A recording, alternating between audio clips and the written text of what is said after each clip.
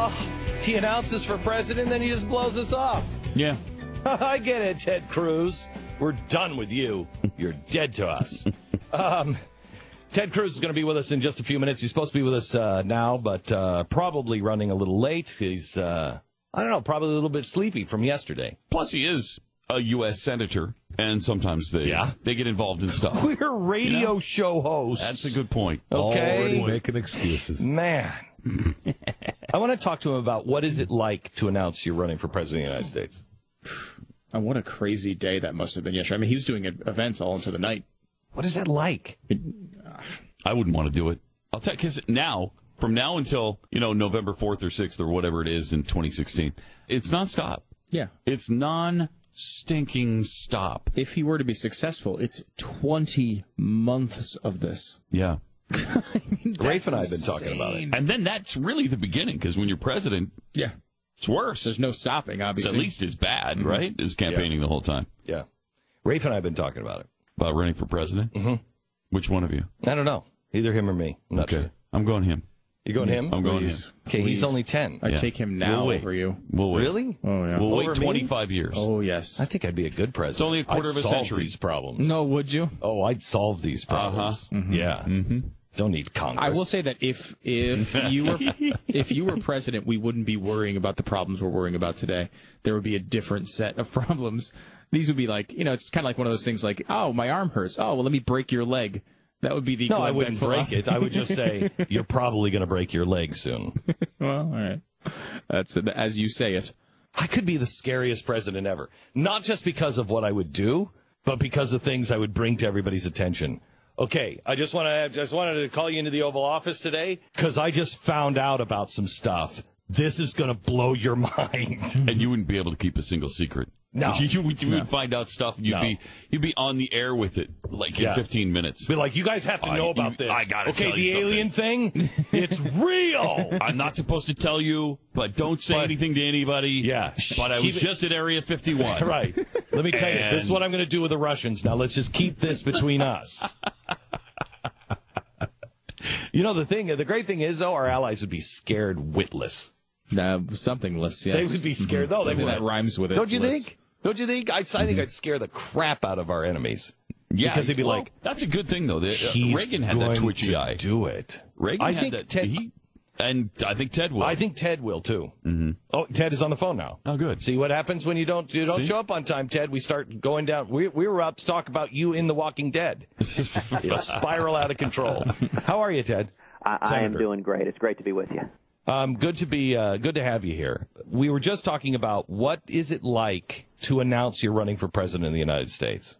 What is that day like? Well, I have to say yesterday was electric. I mean, the energy and passion. I mean, we had 12,000 college kids who had they were on fire.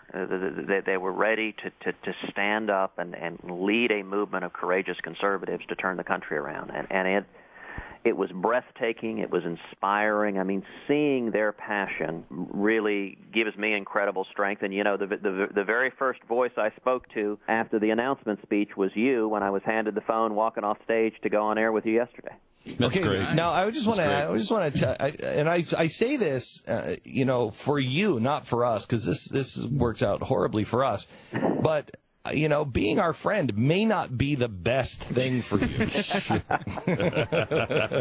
You know what? I am very proud to dance with who brung me, and we will stand together happily. How Ted can everybody wants to know how they can help you. Everybody wants to, I think roll up their sleeves and get to work for you because before you answer this, I just want to say that people like James Carville, they are terrified of you. They are warning the Democrats, don't dismiss this guy. Yeah. I mean, weren't you like world champion debate guy and something like that? Well, I think that was the actual title, by the way. Me that in college I wasn't exactly one of the cool kids. So yes, that much I'll plead guilty. Yes. Okay. So you didn't exactly play football for Harvard. The smart people. There's the star quarterback and then the star debater. There's a little bit of difference in the social hierarchy. Yeah, but you were the smart people in the Democratic Party. Everybody else is blowing you off, and I'm telling you, between what you've done And what I know of the people who actually believe in the Constitution, if you play your cards right, you're going to have the biggest grassroots campaign probably next to Obama, if not surpassing Obama. The passion will be there in spades. Well, and that is our heart. The heart of our campaign is a grassroots movement from the people. I mean, you mentioned the smart Democrats. Look, the smart Democrats understand that the American people are fundamentally center-right, and what worries them is a leader who understands that as well and will speak for the shared common-sense conservative values we have across this country. So many Republican leaders have bought the media spin that the American people have abandoned our values, and that's simply not true. Look, I'll give an example. Last week I was on your show, and on the show we asked people to text in the word Constitution to the number 33733. Do you know how many people texted in? I do. 26,295. Wow. It was incredible, and that was 10 minutes on your show. Over 26,000 people texted in. I'll tell you, in the 24 hours since we launched the campaign, the number of people who have gone to our website, tedcruz.org, and contributed to the campaign has been astonishing. I mean, we had the website blew up yesterday, and all of the political elites in Washington and New York are saying there's no way a real conservative can compete with the establishment choice because you won't have the money that comes from the lobbyists. Look, our strength is the grassroots, and we have been seeing since the moment we announced people over and over and over again coming to tedcruz.org. If they can, they max out, but even if they can't, they give $10 or $25 or $50, and that is what is going to fuel our effort to build a grassroots army of courageous conservatives all over this country. So, Ted, let me ask you this, and this is a hard question. I like Rand Paul. I like Scott Walker. I'd like to see those guys advance. There are progressives in the Republican, i.e. Jeb Bush, that just need to be stopped, or we're going to end up with Jeb Bush. Is it at all part of your strategy, or will you consider not going after Rand and Scott Walker, or Rand in particular, to keep the guys who love the Constitution in play? So focus your energy on the people who are the progressives? I very much like and respect Rand Paul. I like and respect Scott Walker. They're both good guys.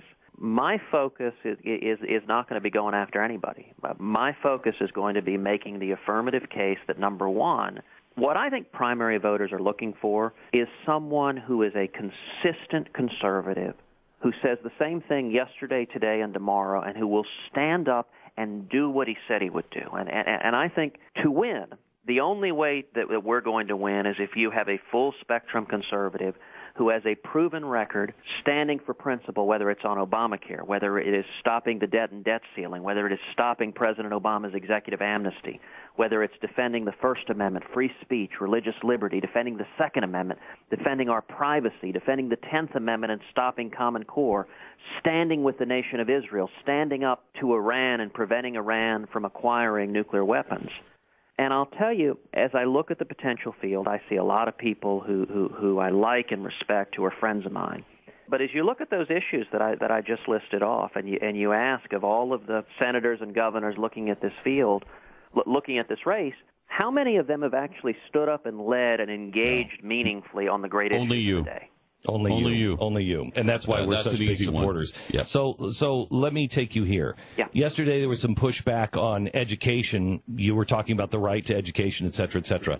Ronald Reagan came out and he wanted to defund and shut down the Department of Education. Will you go that far? Absolutely. Of course we should shut down the Department of Education. It has been driving federal mandates and intruding into the critical role of education. I think education is too important to be dictated by unelected bureaucrats in Washington. It should be at the state level, or even better, at the local level, where we as parents can have direct influence and control over what's being taught to our kids.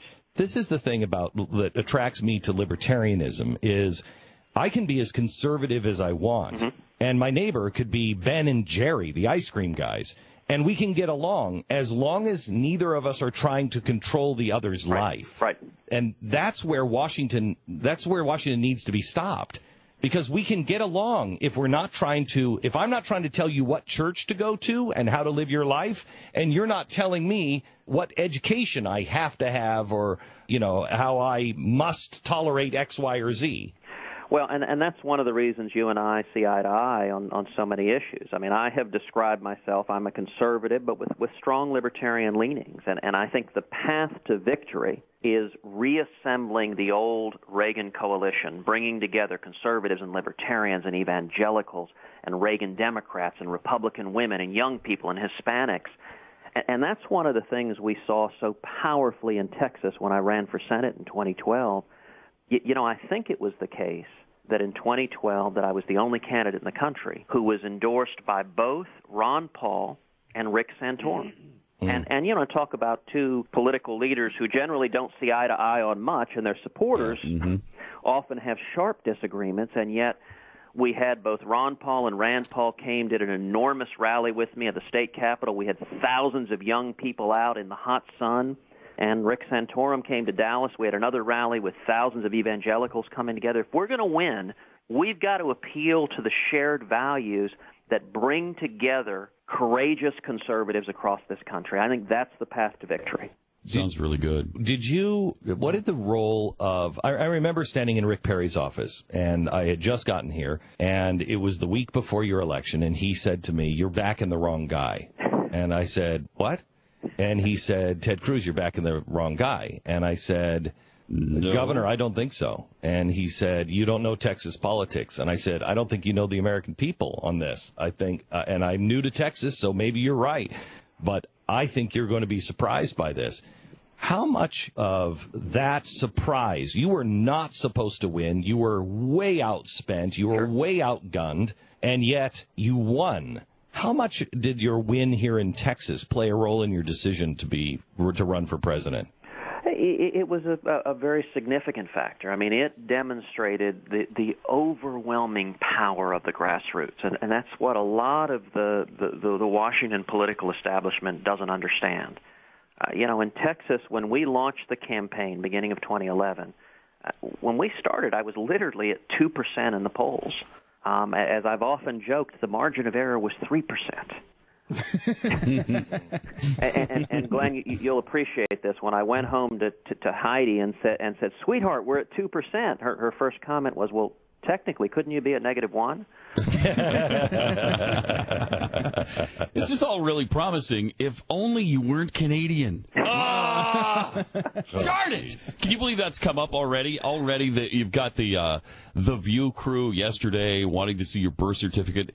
Whoopi Goldberg was accusing you of harping on the birth certificate with Obama, which I never once saw you do, ever. Did you ever do that? No. No. Well, look, I think you can tell a lot about a person by who comes out shooting at them. I thought it was very interesting that the New York Times yesterday said Cruz cannot possibly be the candidates because the Washington political elites hate him. And, my immediate reaction was, gosh, do I have to declare that to the FEC as an in-kind contribution? Because I can't summarize what we're trying to do better than that. If you want a candidate embraced by the Washington political elites, I ain't your guy. Can I ask you? Go ahead. I was going to say, but look, if you want someone that will actually stand with working men and women who want to believe again in the miracle of America, who want to bring power back to the people and out of Washington, then that is exactly what we're trying to do in this campaign. Senator, when President Obama announced his run in 2007, there was a lot of conservatives who said, this is a first-term senator who's been in office for 3 years. He doesn't have the experience to be president. A lot of people made that argument on the conservative side. They're going to make it against you. Oh, sure. What's your answer? Well, I'd say two things. Number one, there's been a real difference in my tenure in the Senate and Obama's tenure in the Senate. In his time in the Senate, he was a backbencher who did not engage in a whole lot of issues of consequence. In the time I've been there, on issue after issue after issue, I have been leading the fight for conservative principles, leading the fight to stop Obamacare, to stop amnesty, to stop the debt that is crushing our kids and grandkids, to defend our constitutional rights. But number two, unlike Barack Obama, I wasn't a community organizer before I came to this. I spent 5.5 years as the Solicitor General of Texas, representing Texas in front of the Supreme Court, and we won some of the biggest victories in the country defending conservative principles, whether it was the Ten Commandments or the Pledge of Allegiance or the Second Amendment or standing up to the World Court and the United Nations and defending U.S. sovereignty and winning. Senator, I hate to cut you off, but I'm up against a network break. It's tedcruz.org, tedcruz.org. Thank you very much.